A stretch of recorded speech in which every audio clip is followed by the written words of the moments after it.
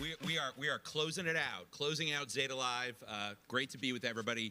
I'm Chip Paucek, co-founder and CEO of a company called Pro Athlete Community. So we are an elite community of 1,600 strong professional athletes that are investing in themselves, cultivating meaningful relationships, and therefore elevating their life and those around them. You could think of it as like a YPO for pro sports. Started the company 3 years ago. Now, I'm not here to talk about me. I'm here to talk with these 4 incredible PAC members that were elite on the field and on the court and are now elite as brand builders off the court and off the field. So let's start with the glue guy on the end. So can I ask you, Shane, I think you were the winningest college basketball player in history? Correct. I mean, come on. And what I love is that we're here to talk about brands and the power of athletes in the world of brands. And I think from an authenticity standpoint in today's world, with the blurring of the line between what's real and what's not, your personal brand on the court, you have manicured and directly turned into your personal brand as you built your business. So talk about that for us. Well, I wasn't good enough to be someone I wasn't, so I decided to be the best version of myself. If that makes sense. That's true, though. That's true. And from kindergarten to my last day in the NBA, I had one goal, and that was to make my teammates better, right? And then to make my coach sweat every second I was on the bench and not in the game. So what did I do? Prepared the best, all right? I hustled the best. I was the most positive, the most enthusiastic, all right? All the things that I could control, I controlled to the best of my ability. 99th percentile in the NBA. Well, guess what? Those are the same attributes that have value in corporate America. And so when I tell people in corporate America that all I did was work really hard, I was a great listener, I was always early, I never made excuses, I helped my teammate up when he fell down. People are like, wow, that's amazing. So the thing about athletes, we have so many skills that we don't necessarily think we do when we retire. And there's not a day that we spent in a locker room that is not translatable to the post-athletic life that we live. And so it's exciting to be part of PAC, exciting to see these very successful men who embrace that and are successful because of their athletic careers, not because they're athletes. Right on. Now, CJ. So should I call you CJ Watson or CJ Pens? No, CJ Watson is fine. Let's talk about CJ Pens. Yeah, so CJ Pens is just something that I was one day sitting on the couch and I said, how can I continue to tell my story but also inspire the next generation? I never wanted to be an author. Like I said, something just happened, and I called one of my coaches. He was a former author, the only person I knew who wrote a book before. And I asked him for advice, and once I start something, I want to finish it, and that's how CJ Pens came about, and I just want to tell my story and inspire the next generation. And how many books now? 4 books, and I'm working 4 books and 1 coloring book. Children's books. Children's books. You got to check them out, right? So yes. Hashtag what? CJ Pens. Hashtag CJ Pens, hashtag go read, hashtag whatever you want. All right, so we were talking in the green room back there, JT, and you've been with us from day one of PAC. Actually, before PAC was even a company, you caught 40 touchdown passes, right? But what's more impressive to me is what did you just complete? So after a 7-year journey, I just finished my doctorate in clinical health psychology. So we can officially call you Dr. JT. Is that right? You have to call me Dr. JT. So you're a great example, just like the 2 that just spoke, of somebody who on the field had a persona and you drove it to inside a company and a brand called Optimal Performance. Tell us what that is. Yeah, I was one of those people that had a persona that didn't show it. Like I had this passion, this desire to help people overcome struggle. One of the things that I've learned very well in life is, how to keep working and working and working until you're able to get to where you want to be, going from being a college basketball player to transition to the NFL. And then I was telling Akbar before, and I was on the bench a lot in my sports journey. So just really understanding what it's like to go through hard. And, being in the NFL, I thought that if I could become one of the best players in my position in the league, if I could make enough money, if I could get the right house, that the inner struggle would go away. And I got those things and found out really quickly that it won't take any of that away. And I started to notice that it's just not me that suffers, other people suffer. And I wanted to help people with their suffering. So after my 7th year in the NFL, I left the game to go study clinical health psychology. And I had this really interesting year in the hospital when I was working with a lot of people. And I had this idea that sick people are in the hospital. And then I realized that it's not sick people. It's people just like you or I that have something happen to them. And I was counseling them and talking to them about what leads to illness and disease. And every single person said, I wish I would have known sooner. And I was like, dang, there's another calling. So after that, I decided to start a company called Optimal Performance, where I could go give people the information they need so they could perform at their best in their career while also reducing and preventing the likelihood that they could have mental health disorders, chronic disease issues and conditions. And so really, Optimal Performance came about how I can help high-performing teams and organizations maximize performance while not sacrificing well-being at the same time. So applying what I learned on the sports side with the behavioral health side, and that's what I do today. Love it, love it, love it. So 13 seasons of American Ninja Warrior. 13. Yeah. I mean, that's incredible. Yeah, so let's talk about played in the NFL. Right. Yeah, it was, I think about that, how long that's been. It's a long time, especially in today's climate in Hollywood, where shows are lasting 3 or 4 seasons now. And to be on a part of a legacy show now, like American Ninja Warrior, has been a great blessing. But I think back to the Genesis stories. We were just talking backstage about how I got there. I was an undrafted guy in the NFL, and I had to work my way through something that I always knew that I wanted to do, which was to be on television talking. And, I got my degree in that at San Diego State University, but I realized that I didn't have a big name in sports. My brother, who's, big time and, all-time sack leader for the Packers, but I didn't have that same cred. So getting in was extremely difficult because I was just another guy. And so how did I differentiate myself? I had to create my own opportunity, and I call it the backdoor approach. I've always had this underdog mentality. And so when they said the front door's closed, I'm like, well, what about the side door? And then what about the back door? So I took the backdoor approach by creating my own opportunities by working for free, going to the local station in San Diego where I had the most social equity because I played for the Chargers and I played for San Diego State. And I said, can I get on and talk about sports for free? And they're like, yeah. And I did it for 2 years. I'm like, great, you just gave me my internship.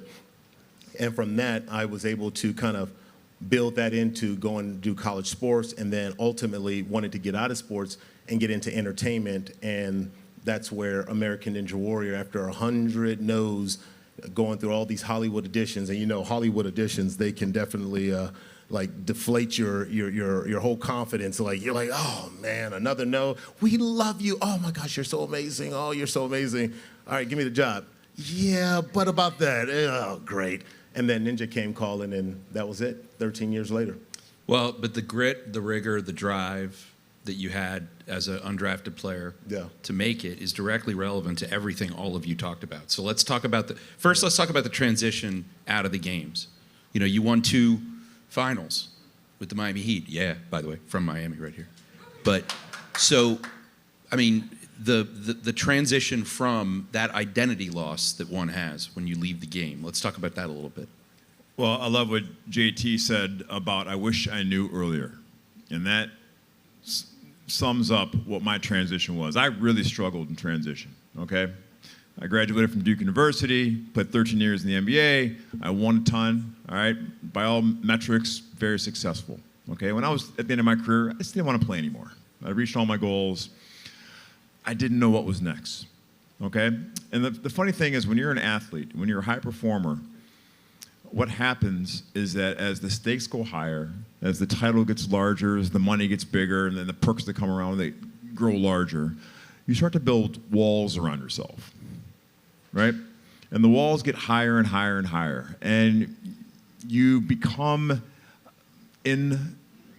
capable of showing vulnerability, of asking help. Hey, I'm not getting this, right?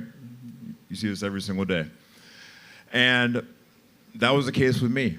At the end of my career, I was expected to know all the answers and expect to know my next step and have all the answers. And as athletes, we're taught, if you show any weakness on any step of this journey, we're going to take your dream away. So as athletes, we put up a shield. We don't show any vulnerability, mentally, physically, spiritually, financially, sexually. And it's all good till it's not. And so at the end of my career, I didn't want to play basketball. I didn't know what I wanted to do. And luckily, my wife of 22 years said, Shane, I know you like options. Here are 3 options. You're being a jerk. So here's the number to the Marriott. Here's the number to your attorney. Here's the number to this life coach / psychologist. Call him whatever you want. Becomes very highly recommended. I said, Heidi, I'm not a very smart man. I'm choosing door 3. And it really led me through a journey of discovery of myself. And all the issues that I didn't want to deal with, I had to deal with. And I wish I knew that sooner. And so it's my message to everybody. At some point, we're all going to be X something. All of us. We're all going to face transition. It's like the most human experience. And it's not exactly what you do when you transition. It's what you do to prepare for that moment on the way up. And that is about building relationships. It's about being vulnerable and building up that equity that you're going to have to cash in when the transition comes. And so, am I right or? I teach the psychology of transitions with PAC, and it's becoming X. X is hard always. X is hard if it's after a marriage. It's hard to transition from middle school to high school. But it's the identity loss, and it's not just you as the sports person. It's also the role that you have. It's the habits that you're a master of that are no longer there. And so when you go from the top of the mountain living in mastery, oftentimes we don't understand that that's psychological armor. Like earlier today, I've heard so many people on the panel, and I was thinking to myself, like, man, how powerful is that to say, I've been working in this space for 25 years. And I'm like, oh man, the armor that you get, how well you know everything you have to do in your day. Imagine if you had to go into a new space and be like, I started working here yesterday. The feeling of invincibility you get when you've proven through all these different seasons and challenges of whatever happened in the industry and all the organizations people work for, of like, oh, I'm still gonna be successful here. Whenever that ends and you go to that next point, you have to then face that inner battle. And winning it is important, and that's what PAC is so important, and that's why it's beautiful to see how PAC has been able to show up and put their arms around so many current and former players. Well, I appreciate that. I appreciate the flowers, but I would say the eliteness that is present is very clear and obvious. It's just getting exposure to new opportunities and new things, and that whole notion of exposure breeds expansion. Watching you come to PAC for me was a blessing, because watching you now jump into a brand new thing, having come out of PAC, you just launched a podcast, right? Yes. So let's talk about that a little bit. Yeah, just launched a new podcast with a comedian, Godfrey, and it has been, one of those things where, we're in this conference and we're talking about AI and how AI is going to change the world and how it's changing the world, really. And I've noticed how it's changed. Part of it has changed the media business as well. For linear television, although I'm part of a successful and long-running show, I started thinking, when we're talking about transition, what does transition look like?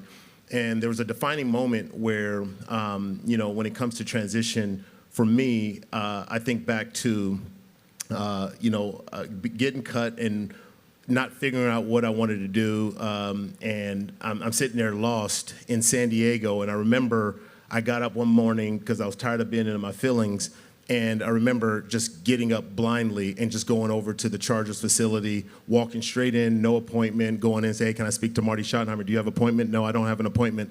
And they go, yeah, sure, buddy. Here, give me your number, and yeah, we'll pass it along. I'm walking out, and in comes Marty Schottenheimer, and I'm like, oh, shoot, I'm going to shoot my shot right now. Shot my shot, was on the Chargers the next year. I bring that up because in this moment in media, it's like, man, the studios aren't producing the same type of shows. They're cutting a lot, from the shows that are already existing. What do you do? I'm like, this podcasting thing, well, it's flooded. There's so many, you know what? this is when you got to just shoot your shot. And so I just shot my shot, and 154 is a niche type of podcast, but what I've done is taken the story of myself, Godfrey. We have something in common. We're both first-gen Nigerian Americans, and there's so many first-gens and so many 1.5s and second-gen who are doing so well here in America. We wanted to still tell that story back to Africa, and so it's called 154 because it's one continent, 54 countries, and the stories that are coming out and the commonality has been so great. And just to see the impact that it's having, and people going, me too, like, oh my gosh, like, oh yeah, I can connect to that. Well, I'm not even from Africa, but I know exactly what you're talking about. It's been really, really fun, and being here also and learning how to get that story out and amplify it, whether it's AI or whatever other marketing tools. But if you don't adapt, man, it really does, like, it puts you back in the seat and maybe just locked in for a long time if you don't adapt. Love it, love it, love it. So, CJ, the JT has often said in front of our members when he's giving the transition talk that this is going to be, if you think about this right, this is, sports is not going to be your last meal, it's going to be your first meal. And I love that because the crazy notion of all of you on this stage, and I'm not telling you that I'm close to the grave, but I'm a lot older than you guys, is at 54, I feel nowhere near done. I'm nowhere near retired. And the fact that somebody would actually even use that word when you guys are playing, that you're retired, it makes no sense. Like, you have so much ahead. And so we were with your business partner last night, and I was pretty blown away by the diversity of the businesses that you're involved in and building. Yes, I always think, I love when they say retired because I think the first act is good, but the second act, to me, I always say is going to be way better. So I think that's why I continue to do what I do. The children's books, Foundation for Kids, giving back, that's my purpose. I have a passion to give back to the next generation, but also I love angel investing.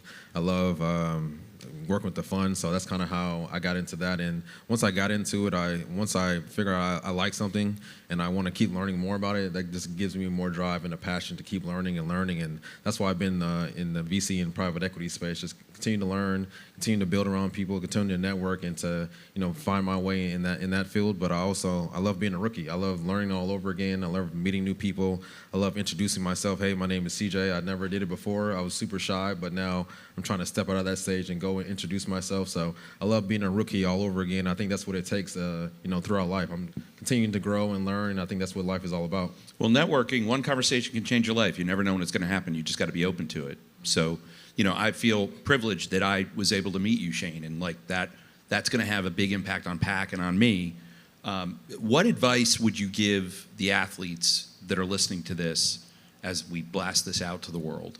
The folks that are in the game right now. I would tell any athlete you have an amazing skill set, okay? And you have an amazing platform right now, okay? To my college athletes, the most important network are the folks sitting on the front row watching you play. They have a vested interest in your performance. You should know everybody who sits in the front row, okay? In the NFL, the NBA, everyone's in the suite level. Everyone who's wearing your jersey. They want to get to know you, right? That is your power, the jersey, right?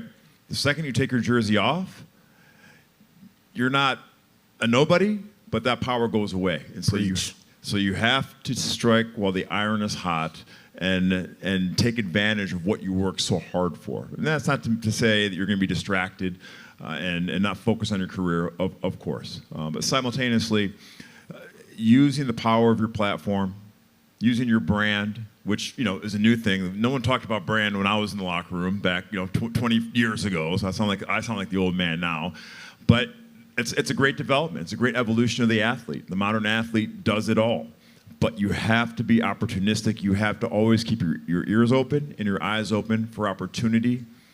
And when you see it, shoot your shot.